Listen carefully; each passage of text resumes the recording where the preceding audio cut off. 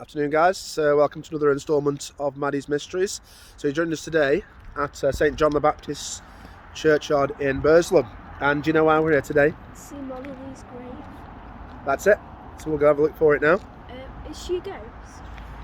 Apparently so. So as the legend goes, she still haunts the streets of Burslem, apologising for her past sins of being a witch. Why did they think that she was a witch? Well, when she was born in the late 1600s, she was born on a small cottage, on a small holding, around where Vale Park is now, in Burslem, around that area. As the legend goes, as the stories say, within a couple of hours of her being born, she was actually able to eat a hard bread crust as a newborn baby. And not only that, but instead of feeding on a mum's milk, she preferred the milk of animals. So around that time, a lot of these things came about. If people were born with abnormalities, disabilities, or even if they were just ugly. So looking at the archives, it seems like she was unfortunately an ugly child and went on to be an ugly adult as well. So as time went on, say things weren't very forgiving in the late 1600s to the mid 1700s. She ended up living in the same cottage, but she ended up living a lonely life. So she was shunned by the community. So instead of having actual friends, she actually bred some jackdaws or blackbirds, which emphasised the suspicions further that she was actually a witch. So she was living on her own in this cottage, just unpleasant to look at, apparently, unfortunately for her. And then she had what they would class as a familiar.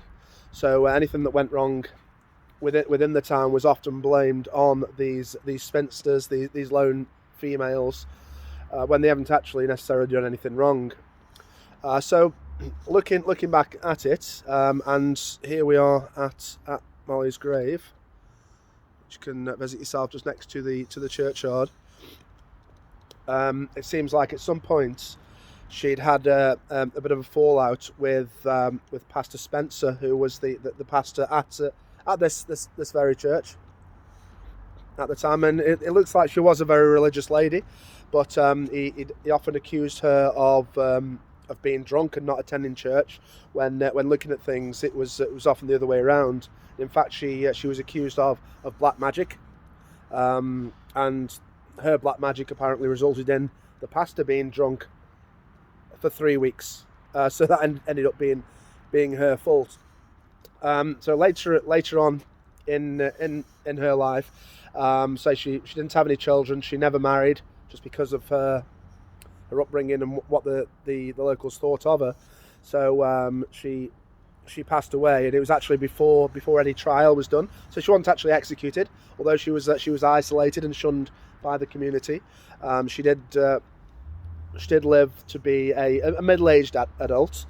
But then after the time of her death, the same pastor who actually oversaw her burial just here, he'd apparently visited the cottage one day, seen her familiar, her blackbird once again, but also apparently seen her ghost still walking the premises.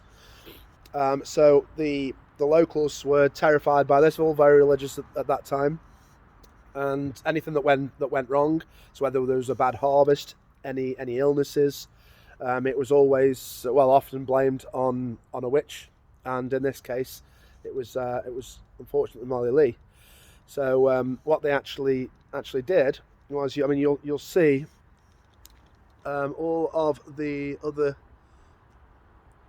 graves are laid out east to west.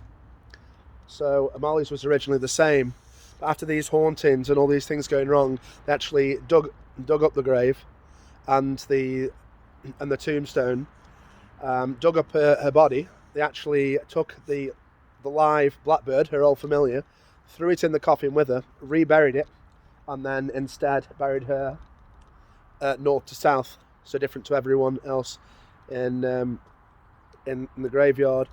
She's also accused of by the same pastor who frequented a local pub called the Saracen's Head. So she was accused of sending her familiar, the blackbird, to sit on the sign of the pub. And apparently, as soon as it landed there, all the beer turned sour. All the locals got ill straight away. The pastor took a shot at the bird, missed, and it flew away. But then he was bedridden for the next 3 weeks. So once again, it was the accusations of black magic and witchcraft.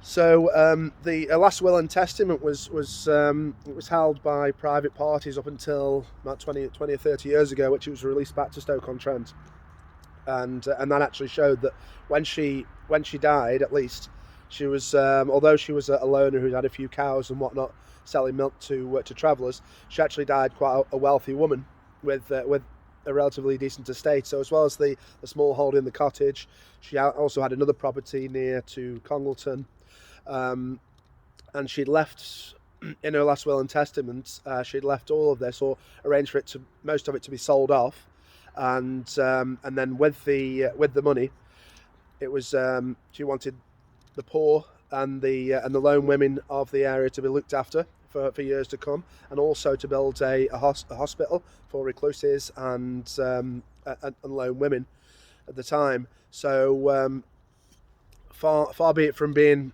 a witch, some people actually think that she was one of the very first pioneers for feminism, for strong women and women's rights in the area. So I think our conclusion is, although there's still these myths and legends going round, I think it was just a misunderstood lone woman at the time, unfortunate in looks, maybe had a few physical abnormalities and a disability perhaps, but actually a strong and intelligent businesswoman, and her last will and testament was testament to that. So that is our conclusion.